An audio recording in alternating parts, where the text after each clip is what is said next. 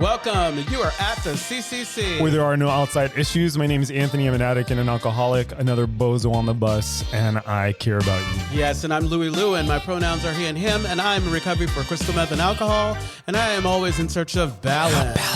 Yes, and each week we strive to foster a brave space where we can engage in conversations centered around topics of recovery.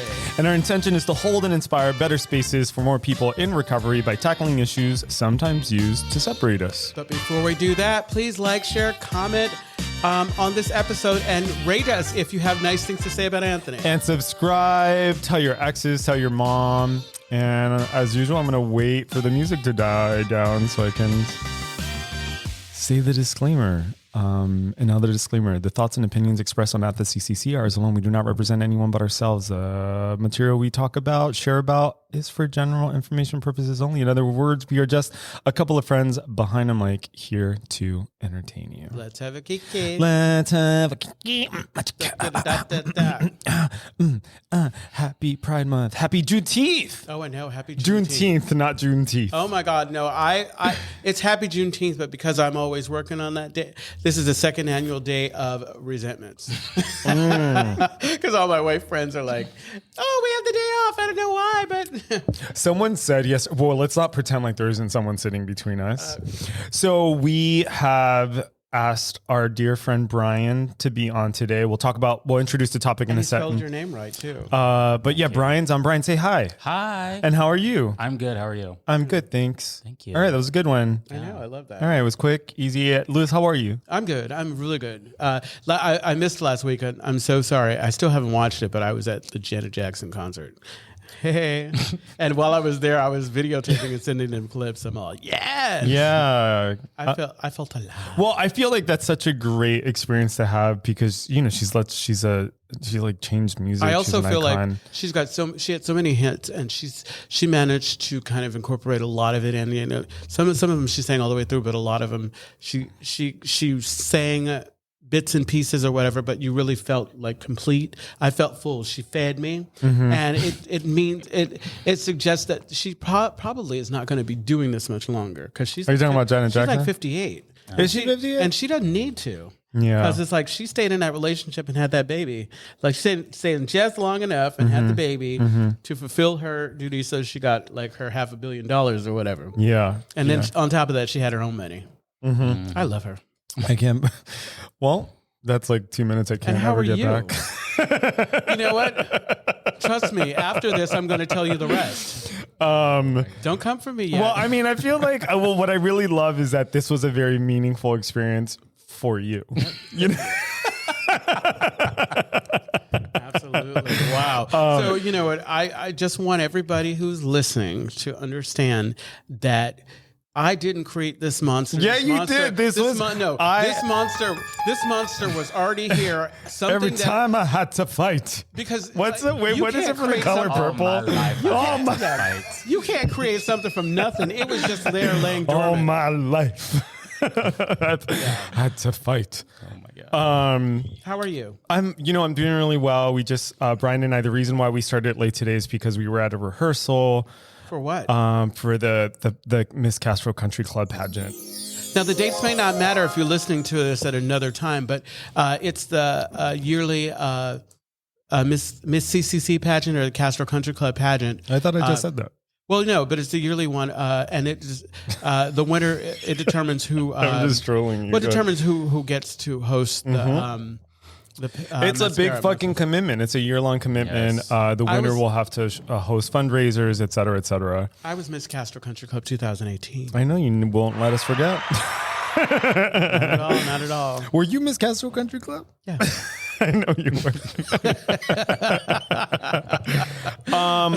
So let's introduce today's topic. So today's topic is bathhouses. Well, it's sex and recovery. Sex and recovery. To go with our theme. And it's bathhouses and play spaces. And play spaces. Exactly. Because it's a good idea to talk about these things. It is a good idea to... Or it's just sex clubs. The topic says sex clubs because that sounds better.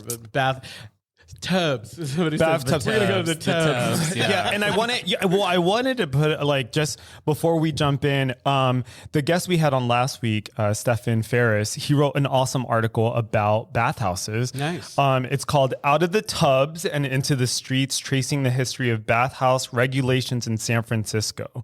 So it's by Stephen Ferris. It's a great article if you want to get like kind of really into the history of like bathhouses and like, you know, what they've served and like the legislation around it, et cetera. Absolutely.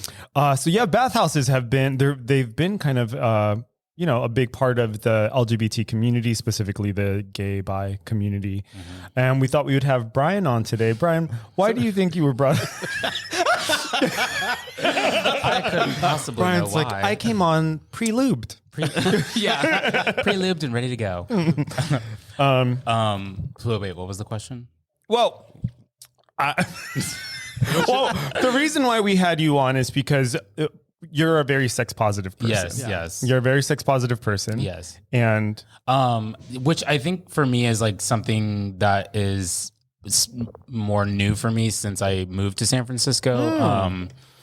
So You mean that you being sex positive or being more open, I think more open. about like I moved here from Indiana, and Indiana is a lot more conservative, obviously, than San Francisco. And there is a bathhouse. There's actually 2 bathhouses there, but I never went. And you know, moving to San Francisco, there's a lot more opportunity. There's a lot more men, and it's also like more accepted by everybody and like specifically the gay community that I'm in. Mm-hmm. So it's been, you know, easy to kind of explore those avenues and spaces that I normally was not, you know, going to. I'm a little distracted because your headphones are on wrong. Oh, it's fine as long as you can hear. I can hear. It's lifted. your headphones are on wrong? Yeah, I usually set them on there so that they're wrong, but they still look good. So. Yeah. Okay. So you've brought up a couple things that are interesting. So one is kind of like the feeling. I hate to use the word liberation, but there is a feeling of liberation of coming into a city where there are more gay men and there are more opportunities to like explore sexuality in a way that doesn't feel like it's filled with shame. Yeah, definitely. So would you say that when you were living in? Did you say where you were living? Indiana. Okay. Okay. So you were living in Indiana. So when you were in Indiana, do you feel like there was more? Were you kind of exploring your sexuality in a more closed off way? Yeah, like I mean, I was in a relationship that was open, and we were, you know, I was having sex with other people, but it was more. Well, first of all, open relationships, I think in Indiana are like frowned upon, and you know, I had multiple people like on Grindr. And, you know, in public, like saying like, oh, you know, you must not love your partner and stuff like that. And it's like, no, I mean, you know, we just like to have sex and, you know, and there's a lot of like cheating and stuff. So it was just very kind of negative in that regard. And then as far, you know, and also conservative in terms of like what people like sexually, you know, like, you know, for example, like I didn't know anybody that was like getting fisted in Indiana, and you know, like in San Francisco, everyone is. So you know, like stuff I'm being like, fisted right now. Yeah, right. Hey, that's what Steven does when he's not in front of the camera. I know exactly. Steven, get out of there. You're like a puppet. Go ahead. But yeah, like stuff You're like that. a Muppet. That's what they call me. Go ahead. Oh gosh, but yeah, so yeah, like it was definitely like you know, liberating and freeing to come to San Francisco and, you know, meet people that were into different things. And, you know, some of that stuff I was like, oh, I'm, you know, into that. And then some stuff I was like, okay, I don't ever want to do that again. But just being able to explore that with people and not have to worry about them like saying hateful things or just even, you know, being nasty to me was definitely like, it's been really good. So, you know, what's so interesting to me about this, is that, I didn't know you in India, and I met you when you came out here. And I always associated you with like a lot of the things that you're talking about now. So I would have never like thought, for example, that you ever had experiences of like feeling like shameful or kind of like alienated by other gay men. Yeah, it's funny because like people are always like, "Oh, you're so sex positive," or like they call me a slut or whatever, which they say that like endearingly. But I mean, yeah, like when I was living in Indiana, I was very like, I kind of sheltered, but kind of also like deprived of like a lot of stuff. So like I was very like reserved when it came to sex. And, I think a lot of that too has to do with like some things from like my, my sobriety and using and growing up and stuff like that. But yeah, I haven't always been this open. Oh, well, Louis, what's your experiences with like bathhouses? Well, so we've talked about this before because it's like you and I are kind of on different spectrums. That's different right. ends of the spectrum. Yeah. Like I'm not wanting to be in a relationship right now, and bathhouses or sex clubs, specifically the Water Garden in San Jose, Which is closed. Is that what it's closed called? now? The but Water Garden? It's called Yeah, the Water yeah. Garden. Oh, wow. And it was very helpful in assisting me in coming out and exploring myself sexually or whatever. What I like about them is that, like, ideally everyone's going there for the same reason. Yeah. And so it's not one of those situations where, although I do run into guys who are like, I think that they think they're going to find their one true love there. And it's not that you can't. I mean, you can do whatever. It's just that if you're coming in my room, you're probably not going to find it. I'm just keeping it real. It's like, because a big part of my sexual idea, and if you don't know what a sexual idea is like, we do that fifth step and we talk about like the things that we want in relationship and how we want to be. I want to feel dirty during, I don't want to feel dirty after. So I don't want to feel like I'm imposing what I need onto someone else. And also, the really cool thing I was talking to somebody, it's almost like a really progressive, old-fashioned way of connecting with people. Because, online... Bathhouses? Bathhouses, where the Oh, I see what you're saying. Yeah. in person. Yeah. Like, obviously, it's forward-thinking and very sex-positive, but... When I see you walking in the hall and we make eye contact and we connect, we're connecting because we're connecting. Yeah. And it's not because I've created the story around who I am and you have to figure, you have to put the pieces together. Yeah. And hopefully I'm that person when I show up. Yeah. Yeah. You know what I thought you said a fist step? Well, While we're on the topic. apparently this is the theme. A fist step. Everybody takes a fist step.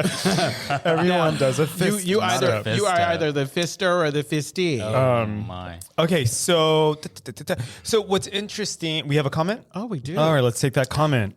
Brandon writes, going to bathhouses with a few trusted sober friends was incredibly helpful for me to get comfortable having sex again when I first quit using. Absolutely. Brian, do you have thoughts on that? Because I feel like you were just talking about So it. I do. I actually had an experience like this recently where I went to Puerto Vallarta with some sober fellows, and 3 of us went to the bathhouse. And believe it or not, I don't have a lot of experience in the bathhouses. That was only my second time going to a bathhouse, and a lot with a lot of the baggage that I have, like, being naked in front of like friends and stuff, I thought that would be weird, but it actually was like one of the most like kind of fun bonding experiences, which I wouldn't have thought it would be like that. But I mean, it got to the point where we were like, oh, we're just going to check it out and we'll be there like an hour. And then we were then there 18 for hours like later. 4 hours. Yeah. And I remember like at one point, all 3 of us were like sitting on this couch naked and just like talking to each other. And it was really cute, and, and I also feel like, kind of with the comment, like there is something kind of safe about knowing like that you have a sober fellow there. And 'cause I mean, I I never did like, drugs that like crystal meth, which is, heavily associated with like bathhouses and stuff. But I know like that, those things go on there and, it can be very triggering for people. And so, I think I would, want someone to kind of have my back or have someone else's back when we're there. So yeah. Having your close friends like there, or having friends or people that fellows connect, it's also a big part of normalizing this the connection. Yeah. Because like for me, one of the things that I try to make sure that I do is at least somebody in my life knows what I'm doing. Yeah. Because anytime I'm like sneaking, and don't get me wrong, it's like when you send your address when you're going to go hook up with someone, you're yes, like, if I don't text you in 15 minutes, this is where my body is. And it's like a safe thing. It's the same. So Brandon follows up with, the first time I went, I was able to tell my fellows that I felt uncomfortable and they were fine leaving with me and helping me decompress. Absolutely. That's so cool, Brandon. Yeah. Thanks for writing that in. Wait, there's more. David writes, "Oh, I love this convo. I'm sad I'm late. It's okay, David. We're happy you're here. We just started. Yay. So there's so many cool things that you guys are bringing up, but one of I want to reflect on like my own experiences here. Mm. So I am on the opposite end of that. And I love that. That. I've been, here's where I am. So I've only been to a bathhouse twice. The first time I was drunk, the second time I was like semi-drunk. And when I was there the first time, like not in both experiences, they weren't enjoyable for me. Right. The second time I went there with my fraternity brothers because it was part of, you were in a gay fraternity? I was in a gay fraternity during undergrad. Fraternity. Yeah. I was in a, that's like frat. That's like that online thing. Frat X. It's like, come on, you get ready to get it. You better take this dick. So we went. Those videos are so unbelievable. They're like, I know, they're exactly. like, bitch, no one's talking like that. First off, it's like, how it was so easy to get in, and now you're like, also, why is that living room so dirty all the time? It's dirty, and I'm always blown away because I'm all thinking, is anyone straight here? Right. Because if you're saying you're straight and you guys are going in like you are. It looks like a trap house, not a frat house. Yes, exactly. Yeah. Oh, wise words. But so spray paint on the wall. Yeah. Like, stick your dick here. Oh my God. Yeah. So my, I've only, and they weren't like enjoyable experiences. And in general, I've always felt like I can relate to what you were saying about Indiana because I'm from Pennsylvania. And, for me, it's sexuality has always felt like shameful and very private. And, like in my earlier relationships, I was very jealous. I was incredibly jealous. And when I moved here, there were all these new things that I was exposed to, like open relationships. I didn't even know that was a thing until I moved here. There was still HIV stigma and shame, but like this is the first place where I've been where like that shame is almost non-existent here, although it still exists. I would say, and honestly, I think we should talk about it. It is here. It is here. Of course it is. Yeah. It is here, even when people are acting on their behaviors. Like I would say, it's like, okay, so you know how we talk about like, we're not the arbiters of anyone's sex conduct. Yeah. And I add like a caveat. It's like, I'm not going to be the arbiter, but you need to be. And if you are not comfortable with the choices you make, and I have on one of my profiles, like on Grindr or somewhere, it's like, discretion is a given. Mm-hmm. But if you're not comfortable with the choices you're making, that's on you. You need to check your motives. Yeah. But Well, for me, what I was trying to get to before you interrupted me was that. Oh, wow. You know what? Wow. I'm feeling like, you know what? It's Juneteenth. No more violence against me, okay? Exactly. It is Juneteenth.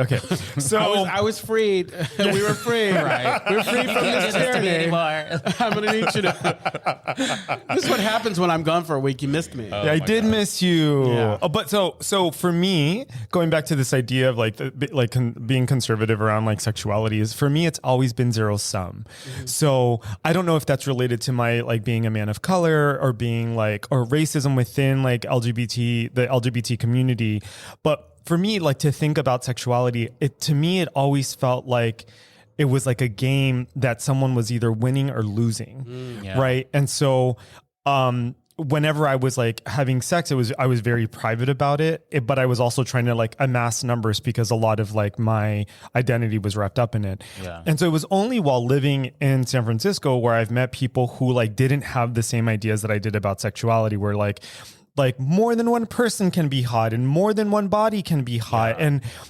and all of that is very new to me. And the other thing is like to not feel threatened by other people's sexuality, which is also like a new thing. That's a big thing. Yeah. Yeah, we have another comment. We have a comment. Love it. So David writes, at first when I would see other sober friends at sex venues, I would be a little apprehensive and weird, but got over it. Mostly love seeing other sober people nowadays, rarely interact with friends in a non-like situation. I know now it's important to model sexual freedom, especially for others. That feels super uncomfortable and awkward. One thing I remember is sex is awkward and uncomfortable at times, especially initially.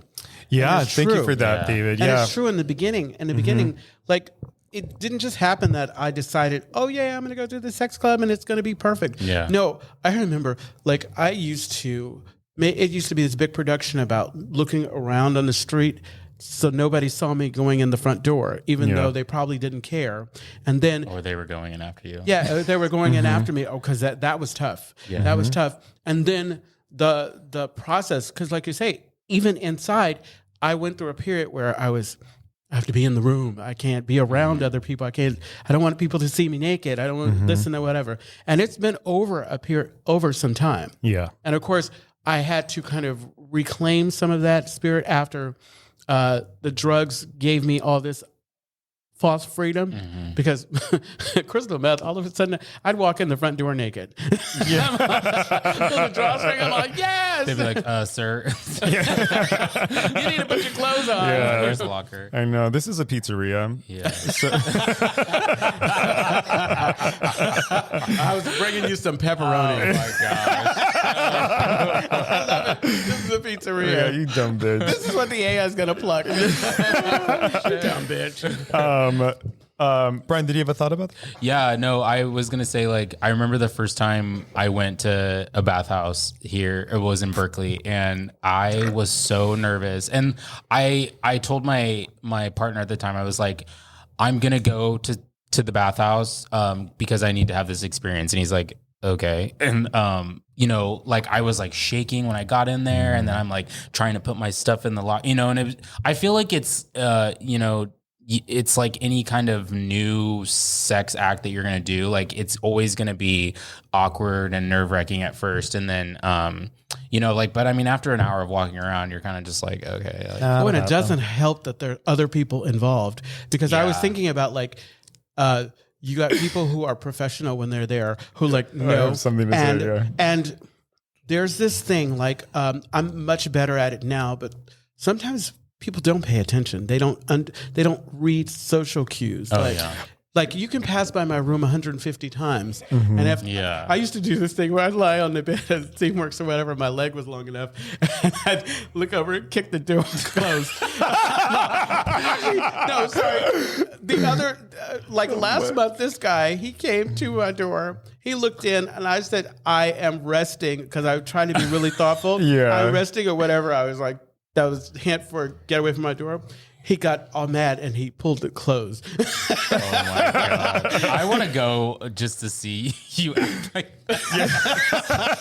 I just see you like with Oh your my leg God. hanging out, kicking a door glove. That is the funniest thing. Well, ever. I really, the thing that I do is I realize that for every person that that's not interested in me, I'm not interested in someone else because it's so easy. Like when Of course, it's so easy, yeah. and this can really fuck with you. But it's like it's so easy to think, oh God, nobody wants me.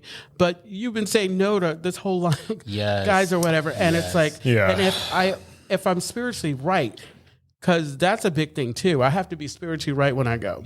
Like, because if I'm going there, it's not like, oh God, I need to relieve tension. I'm all pissed off. No, that would be the worst time for me to go because, yeah. I have so many sexual hangups. Hold on, I have to burp. I didn't want to do it into the mic again. I know exactly because I'm gonna have to mark that mic too. Oh God. So you know what's funny? So when I went, what did David say? Oh yes. So when I went to, I remember so this is what's funny is that both times that I went to the bathhouse, like I didn't know what I was doing, right? So I thought that you had to. Just say it. I know. I'm so fucking dumb. So I thought when you go to a bathhouse, you had to do sexy things. Hold on. What? So I was like, well, because like the one in Berkeley, Steamworks, right? In Yes. Berkeley. So they have like that hot tub and then they have like the showers. Yeah. So And you were the only thing I knew, I was like, well, showering is sexy. So I remember I went to the shower and then like, you make eye contact or whatever with someone. And so I hooked up with someone and then I went back to the shower because I thought that's what you did. And somebody came up to me and she goes, "Are you showering again?" It was it was some guy, and I was like, "Oh well, I'm doing this wrong." Well, the first time I went, I was like, I also was like, hadn't had that experience of being like around people that I knew there. And Yeah. so like, I was kind of hoping that I wouldn't see anybody. And like, I walked in and literally the first person I locked eyes with was a sober fellow. And I was like, "Oh, hey." And he's like, "Oh yeah, I'm just leaving." And I was like, oh my God, like literally 2 And minutes you're all- after being in there. And the key to it is like, I can't, as much shame or guilt or embarrassment I have, this person's here too. Yeah. You know what I do? I still do this because even though I'm comfortable and whatever, and I want other people, I like to give people their space. Yeah. Like meaning like I will try to be mindful, like in more open areas or whatever. I don't need to go down that road. I don't need to be, Yeah. you know. I also don't want people to see like me because I don't know, see them Like see- getting yeah, back like, shots. my animalistic, coming on. And then I I'm like, warned I look somebody over. one time. We went there for communion. It's like when the rooms. We went at the same time, and I said, "I just want you to know that you probably are going to see something you thought you'd never see. Oh, my God. So you can either go the other way or whatever. But when I'm in it, I'm not going to stop." Yeah. God bless you. We have Where's a this? comment. We have a comment. Brandon writes. Oh, Yeah. It's important for me. You guys want to move this over Yeah, here? exactly. Like, I'm just like, okay. Brandon writes, "It's important for me to be comfortable leaving without having had sex with someone. If I am not okay not getting laid, I'm at risk of hooking up with people that I know are high." Absolutely. Oh, shit, Brandon. that is like so That's spot on. so good. Like, you got to go in with no expectations. Well, I used to Yeah. do that with nightclubs. Whenever I would go out, I'm like, I need to hook up with someone tonight or I had a Absolutely. bad time. Yeah. Well, this goes back, going back to kind of like my hangups that I've been like trying to work through. It's like this idea that like, if I'm not being hit on or if someone doesn't find me attractive or blah, blah, blah, blah, blah, blah, blah, then I'm somehow invisible and I have no Absolutely. worth, And that is really difficult. And I find that like, I remember, I was like, one of my favorite sexual experiences, I was having this threesome and I've had more in some the park over there. yeah, no. I've had like at the most, I think it's been like 5 people, but That's this hot. this particular experience was very good because I was uncomfortable, but the 2 other guys were like super chill and very relaxed, and like the other guy was basically choreographing things. Basically, he that. was like, well, he's like, you go here and then you go, because I was like, what are we doing? I have really bad ADHD, and it was like a very enjoyable experience. Yeah, exactly. And I was like, oh, this was really fun. And then afterward, we were like had a cuddle puddle, and I was like, oh, I wasn't expecting this. I love that. So it was all very, very cool, and it was like a very nice experience. But I never thought that was possible. Yeah. Yeah. Let's see that comment. Yeah. Todd writes, I think the key is all about motives or intentions before it began. I personally allowing fear to mask the truth around the liquid courage. You can be the same person without having drinks first. I definitely think having sober fellows who can back you up and with some support, especially if it's a substance use trigger. Yeah, thank you for that, Todd. Thank you for that, Todd. Well, and I'm glad that we're kind of, the conversation is circulating around recovery, because I think, at least for me, when I think about like my sex or my sex life, I try to make it sober. Like, well, now I'm in a relationship, so it's a lot easier now. But like before then, it's like I always had to ask myself, like, am I having too much sex? Is this compulsive? Right. And I'm in slop because I was having sex compulsively. So I like this idea of like checking in with your intentions and motives. Oh yeah, no, it's like I like to give myself grace because even though I'm a very sex positive person, or I love it, there are times when it can become obsessive if I'm not careful, and so I usually just have to check my motives because I have a VIP card for Steamworks, and so it's my justification. I got to use it before the 6 months is up. I didn't know they had to be. What's your experience with that idea? So I was gonna say too, like there are times when like I'm like on the apps or something, and I'm like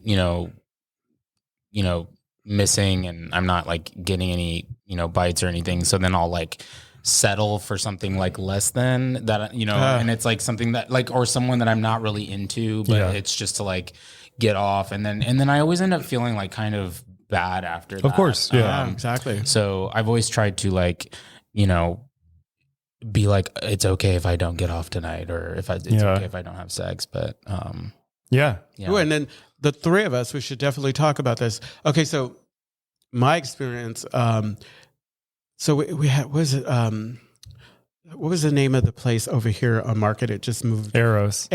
Okay, so Eros was a place where I had to stop going because I realized that the guys weren't into me. It wasn't my scene. Mm-hmm. It wasn't my scene. Like I would go there and it would just be like a whole bunch of, back and forth. Like first it would be some of the same guys that I would run into. And I'm like this, it's like, if we attempted before and it didn't work, or I put myself out there, and it's not going to change next week. It's like, I understand that some people get, but no, it's like, I'm petty. And it's like, you said no last year. Yeah.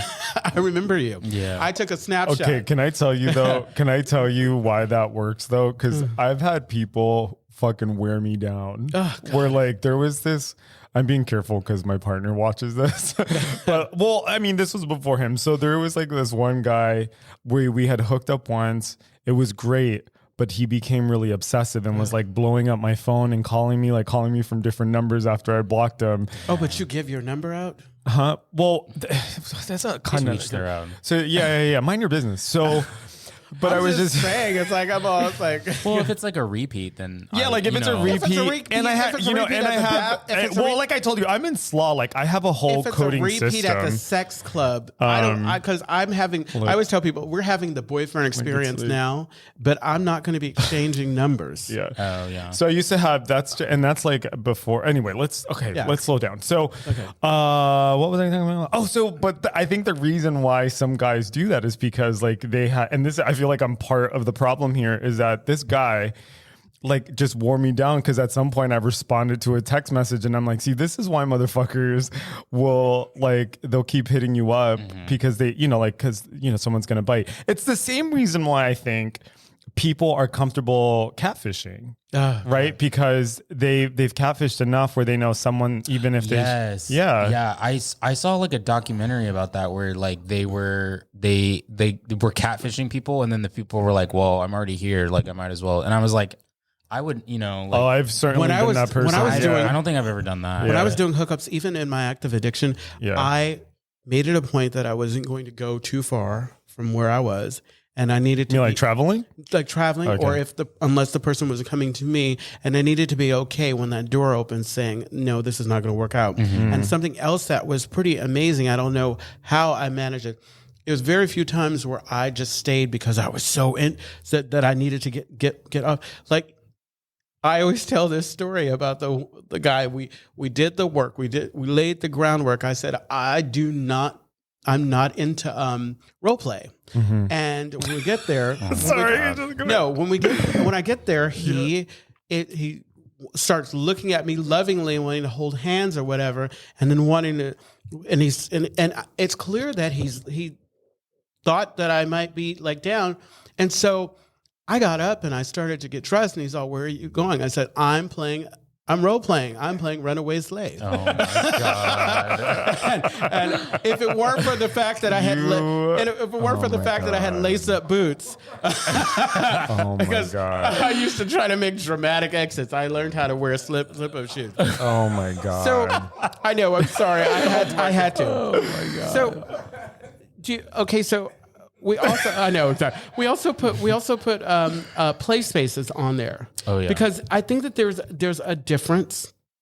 Between play spaces and bathhouses. Yes, exactly. Yeah. Well, because I feel like with a play space, I think you're more vulnerable.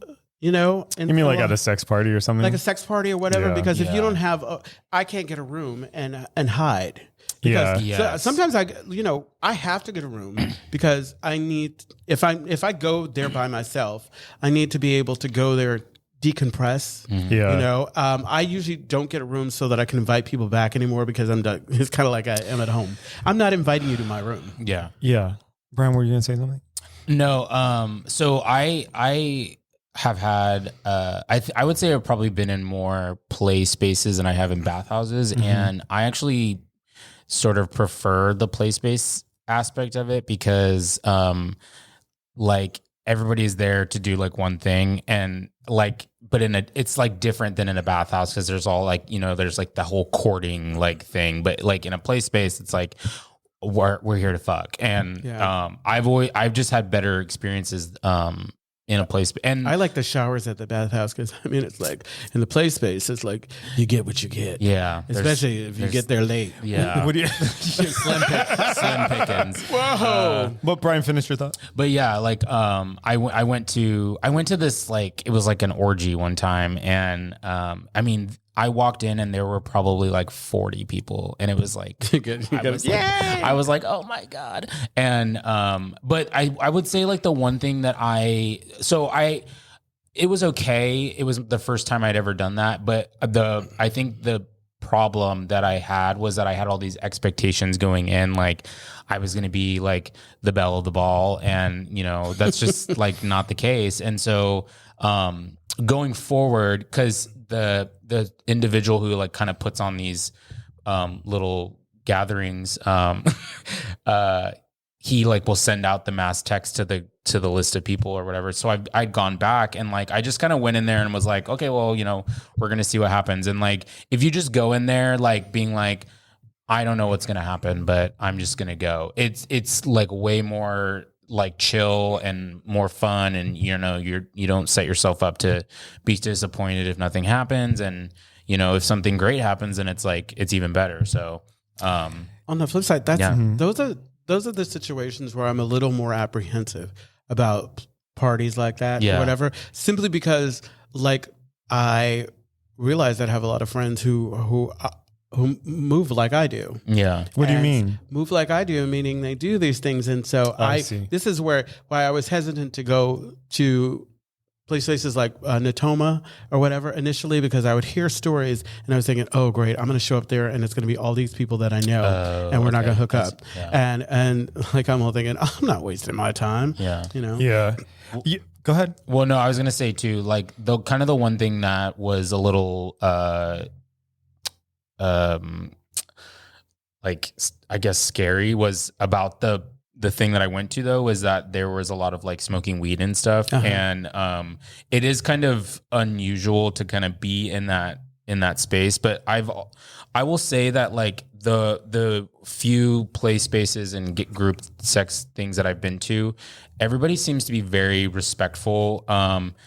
They say like no, partying and no hard drugs. And, I think there's a little bit of alcohol and weed, but I don't know a lot of people who are like some poppers so you can get fisted. Yeah. Like just, little party favors. Punch. But everybody was like super respectful, with that. And I don't know. I guess it's to each their own, but like that's been my experience with it, and it's been pretty positive, thankfully. Yeah, that's so. I feel very encouraged by you guys. What keeps coming up for me is like how like that, like the idea of being in any of those spaces sober sounds so terrifying to me. And what you're reminding me of is there's that party in San Francisco. I think it's called Dads in Training. Oh yeah, Is that what it's Training. called? Yeah, Dad I've heard in- of it. I think it's Dad in Training. Yeah, Dad in Training. Yeah, And Club 6, right? I don't know. Yeah. Yeah. So I know this story because my friend, two of our mutual friends actually went to this thing. Actually, no, it doesn't matter. One of them said they were going to go and then didn't show up. So the other friend showed up by themselves, and he went to the party. He has a conventionally attractive body. He's like very built and stuff like that. So when he went to the party, he thought he was going to be the belle of the ball. But he wasn't, because the people that were there had dad bodies, or they wanted guys who had dad bodies. Yeah. Oh, so I should go there. So it was like one of the, so it was, and I was like, what? That like blew my mind, because here was, like, it's almost like one of the things that I really appreciate about like sexuality in San Francisco is that it does feel like there's something for everyone, or like there really is. Like, it always blows you away when you find out what people are really into. Because yeah. When you make an assumption about somebody based on how they look, and you find out they're not, Yeah, 100%. Yeah, and I feel, I've had this conversation with Benji before, where like there is a part of me that feels like that I've like shortchanged myself when it comes to sexuality because of a lot of my fear and stuff like that. But it wasn't until, like, for example, when we had Stefan on last week. Nice. Is it Stefan or Steven? It's Stefan. Yeah. When we had him on yesterday, I was like, wow, I think that's like the first time I've ever spoken to someone who was just like so comfortable and solid in their sexuality and seemed to be like really grounded in their conversations about it. Yeah. I think you should. Okay, go ahead. Yeah, go ahead. I was going to say, like, I've tried to make it a point to try to have as many new experiences as I can, because I want to get to that point where I do feel comfortable.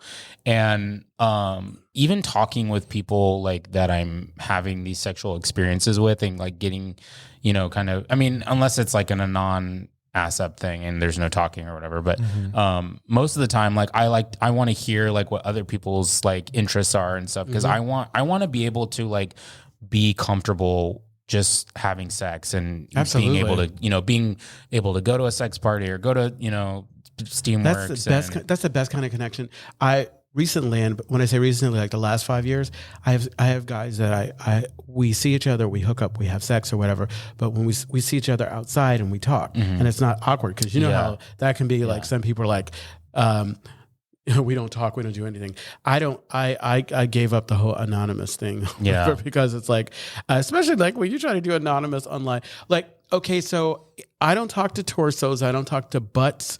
And before we meet, especially because I'm trying to make sure you're not one of the people I've been trying to avoid. I need to see your face. Well, because there's something I kind of like, I want to see their face and stuff, but then I kind of like the role playing of anonymous. So like, I know what you look like, but I also sometimes want to be like blindfolded or something like that. And I think like, I think it helps to know him if you're going to leave the door unlocked, because you get robbed. Right. Yeah. They'll take more than just your ring. Yeah. There's my virginity. Yeah. There's so many, like, it's safety is such a, safety is such a thing. And also I'm just thinking about like because, in this conversation, it's in stark contrast to like some of the, like when you think about like very conservative people who come from very conservative backgrounds, and like, and I've been very much challenged by those things. So like I was having a conversation with a friend the other day, and we were talking about, I don't remember what it was, but it was like, we were talking about someone who, it was like an ass up situation, and they got run through by a bunch of guys, and and I don't know why it's like run through, ran through. And I remember having like a visceral response, and my friend was like, "What's that about?" I'm like, I always, he was like, "What's that about?" But I couldn't help it. Like I couldn't help. And he's like, and this is something that I've been talking to Louis about for a really long time. I'm like, number one, it's none of my fucking business. And who cares what I think about it? Yeah. And, like I've gotten to a point where it's like, I had to like, because that was somehow programmed in me, where I felt like basically like my opinion about sexuality should determine how other people behave, which is like, that's really old programming, right? Have you ever tried it? What? Like the anonymous thing? Yeah. Oh, Yeah, okay. yeah. Because I was gonna say like one thing, like there are things that I had like notions about that I was like, oh, I would never do that. Yeah. And then I actually tried them and I was like, okay, I actually like this a lot more. So like I like just kind of breaking down those like stereotypes. Yeah. Well, that's why sex clubs are cool because I can explore all that. I can explore the anonymous. You leave your room door open and I go in. The problem is when you turn around and say, "Oh, Louis," oh, it's you. Because if I didn't recognize your tattoos. Well, what's crazy to your point, Brian, is like that's 100% been my experience. Like, like you were talking about like being nude in front of fellows. Like I remember I went to what's that? The hot springs. Harbin Hot Springs. And I was like with a bunch of sober people and I was like nude in front of like sober people. And like it was only awkward for like the first minute. The black nude guy. Well, because like when you're all greasy and your dick's hard. Yeah, the guy outside. Well, because when you go through that phase where you're like, I'm not going to look at your dick. I'm not going to look at your dick. I'm not going to look at your, you know what I mean? But then at the sex clubs when I run into people that know I'm all just to make it, I would just open my towel and say, here, this is it. You know, get the fuck over it. Okay. Oh God. Check please. We did that at the Fourth Dimension Fellowship retreat. We went to the clothing optional resort and went skinny dipping after dinner. Like 15 of us, like that fun, were all sober. So that was fun to kind of break that barrier. We did that. We did that at the Santiago. Yeah, that's where we did it. It was fun. So let me round off my thought. So basically what I was trying to get to is that it has been through like walking through fear, but essentially doing the thing that I didn't think I could do, like ending up on the other side and realizing that like the entire time I was like in a prison of my own making, you know? And I think that to me is wild to have that experience when, especially for me around like sexuality, is like doing the thing that I'm afraid of. And then like being on the other side of that and thinking like, where the hell did that come from? Like who convinced me that this was like going to hurt me or that this was bad or any number of things. Yeah, no, I feel like we're definitely going to talk in the podcast exclusive stuff. We're there, huh? Yeah, I think we are. So let's also, for folks listening, as we round off what we're doing here in front of the camera, and then we'll turn off our camera and then we'll record stuff that goes to podcast exclusive. So it's stuff that you can listen to on the podcast. So let's start winding down. Yes, the Castro Country Club is a safe and sober community center for all people and a refuge for the LGBTQ recovery community. We provide programs and services that help people change their lives by supporting personal growth. Our vision is to reduce the suffering of addiction by connecting people to community, opportunity, and support. You can find more information, including all the ways to contact us, at www.castrocountryclub.org/podcast. Yes, and tune in every Wednesday at 8 p.m.-ish Pacific Standard Time when we go live on our Castro Country Club Facebook and YouTube channels. Find us wherever you listen to podcasts.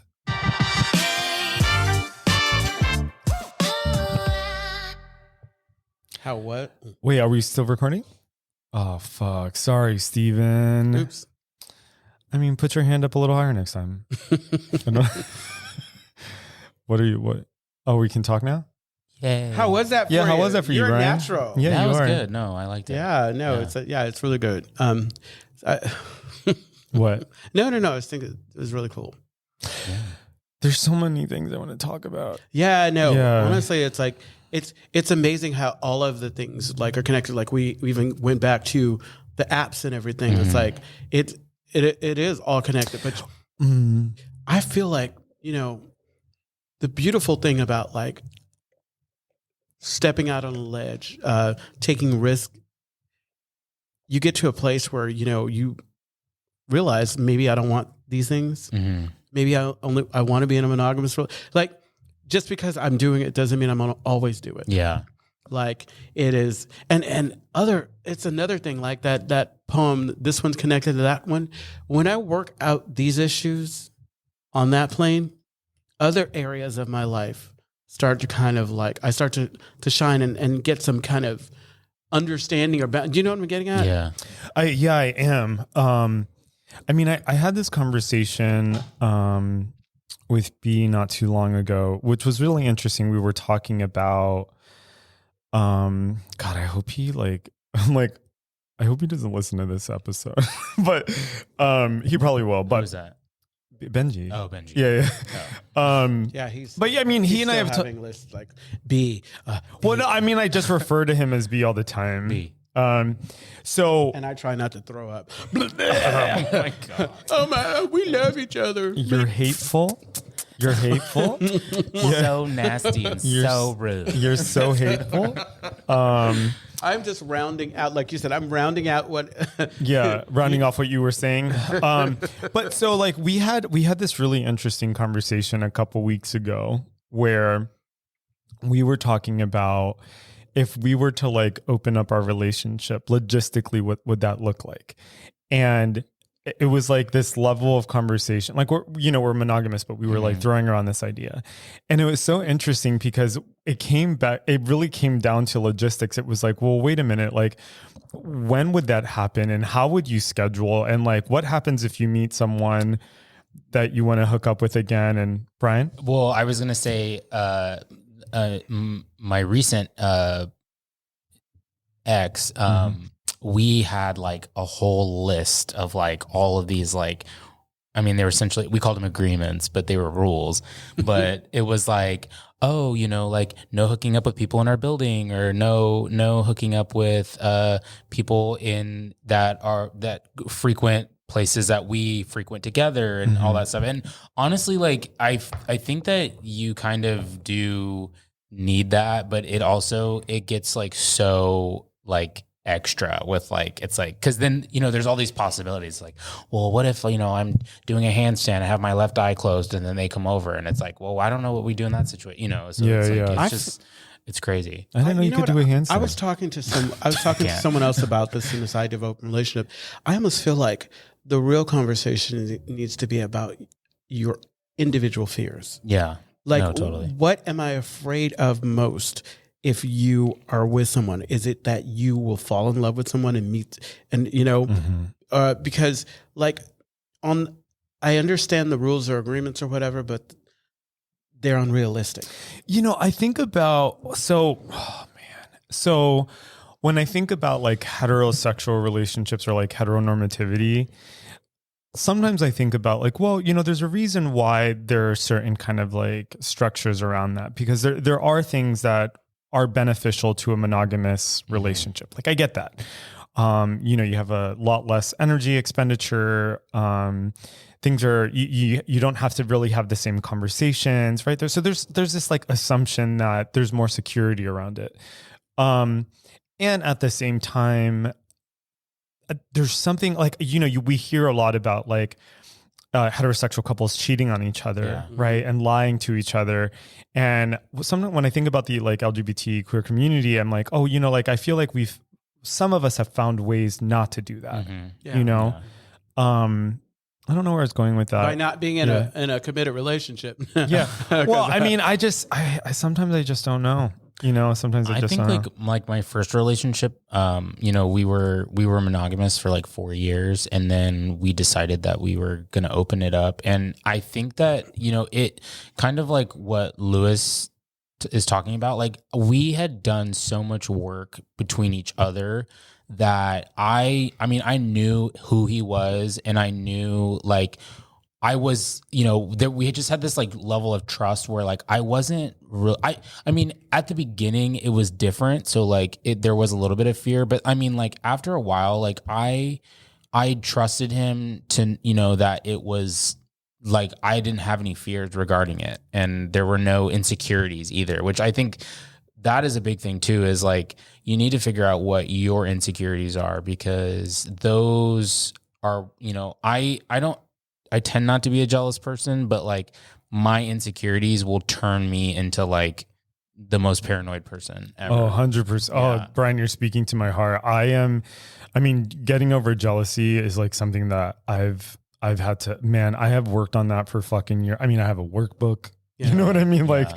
it's something that I like struggled with for a really long time. Well, and it's crazy too, like in an open relationship, because like you rationally know, like you're like, Yeah. I'm hooking up with this person. There's going to be no contact after. They're hooking up with this person. There's no contact after. We have this agreement. We're coming home to each other. But then like my insecurity will just like shift it. And then it's like, they're going to plot to get married, and then they're going to leave me and take all my, and it's just like, it's insanity. It's like you rationally know the reality of what's happening, but you still are like, your brain is like refusing to acknowledge that, and it's like making it look like something else. Yeah. Well, I feel no, it is. And the other thing is, I mean, in my most recent experience, is that being in a relationship itself is like, that is a whole other muscle. Like, that is a whole other beast. Like, being in a relationship doesn't necessarily look the way people think it does. You know what I mean? It's like, it really is its own thing. Yeah. It's a lot of work. It's so much work. So much work. It's so much work. And it's not always fun. No. Yeah. And it's not work like that. It's like, oh, I have to go to work. It's like work to try to. It's a labor of love. It's like a garden. Like you have to tend to it, to keep it, to cultivate it and keep it going. Yeah. And so much of what I'm glad that you said that. I mean, to express that, it's like a garden, like because, like for me, I hear it's work, and I think that's what kept me out of it. And I was thinking, listening to you all talk about jealousy and everything, I think that I probably haven't experienced because I don't allow myself to experience it. Yeah. Meaning, like it used to be that I didn't do repeats because it was dangerously close to a relationship. Yeah. And I've evolved, and I do repeats because I like the idea of getting to know and connect with another person on that level. But I also am still not, it's very rare that I will give my number out. Yeah. And I've gotten to a point, and I've shared this on here. I used to, when I first moved to my place, I would invite guys over. And I stopped doing that because there was this weirdness where I was inviting the guys that I would normally see at a sex club, and we were having the sex club in my space. And I decided, no, I need to burn some sage, and this is my sacred space. Yeah. Also because it's like I would hook up with a guy, and it's like he didn't want to kiss or he didn't want to touch and whatever, and or I felt like I was like doing the most or whatever, and I'm like, wait a minute, like. I want to connect. Yeah. I still don't want to be in a relationship with you, but I want to go a little further than just the anonymous or just what we do at the bathhouse. And so I decided, leave it there. It's going to take a while. I may have to figure out how to deal with it, but whatever. I feel like one of the biggest distinctions between, say, casual sex and a relationship, at least for me, is that in my relationship, I am committed. And so because I'm committed, that means I'm not necessarily believing every thought or feeling I have, right? So, like I have a tendency to I have like a nuclear button. So I'm like ready. I'm always ready to break up. You know what I mean? I'm always ready to end a relationship. But because of my recovery and because of where I am now in my life, I'm like committed to seeing through like feelings that I have. And I think there is a way that when I think back to like when I wasn't in a relationship, there is a way that I can like romanticize like what casual sex was like, or what like it was like to like, have this lifestyle that was like quote unquote like more free. Yeah. And what I'm realizing is that they're distinct. They can sometimes be distinct things. I don't think that they're mutually exclusive, but I do think that one is that they have their own set of things, a work that you have to do, Yeah. And I think like as a sober person, like what it boils down to is like, in the end, is this going to like jeopardize my serenity? Is this going to destroy my life? Is this going to become unmanageable? And I think that's so this is where we're lucky because we think about those things. Yeah. Because it's like, sometimes, like that, how they say fools rush in. A lot of times folks don't think about that, and I have to think about that before I decide to act on whatever I need to act on. Oh, I love this conversation. Yeah, this was a lot of fun. good. Brian, Yeah. thank you for coming I know, on. exactly. Thanks for having me. It's been great. Yeah. You're fabulous. I love you. So I think we're gonna land the plane. The plane is landed. Yeah. So if you're listening to what is it, Southwest? Spirit Airlines. I know exactly. We have to stick our feet out of the plane and stop it. If you've listened this far, if you're listening to us on the podcast, we love you. If this is the first time you're listening to us, we love you. Come back, and that's all.